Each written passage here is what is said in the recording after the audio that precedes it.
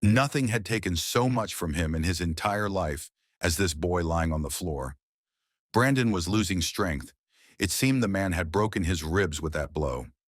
At that moment, the red-haired man pressed his heavy boot onto Brandon's leg, causing him to cry out in pain. He stated that before he killed him, he wanted to know how Brandon dealt with zombies so easily. Brandon just grinned and muttered that if the man treated him more respectfully, he might reveal his secret. This irritating answer only fueled the man's anger further. He began aggressively kicking Brandon with a force that could bring a person to death. Brandon could only cover himself with one hand. Furious that trying to teach the girl a lesson had turned into this, he couldn't stand it and rattled off for the man to stop, declaring that he would tell him everything. He pulled him by the collar and demanded that he give out the information as quickly as possible, but the man only spat blood in his face. This drove the man into a rage. He lost all patience and went wild, throwing Brandon with all his might into the wall.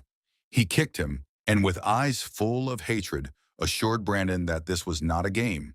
Otherwise, he would play with him only until his death. Starting with a kick, the man continued to beat Brandon with vicious kicks to the face and jaw. Suddenly, a blade flashed as the handle was gripped by both palms of a woman's hands. Vanessa grabbed the knife and plunged it into the bastard's forearm. He got distracted and immediately demolished the girl with one blow from his hand.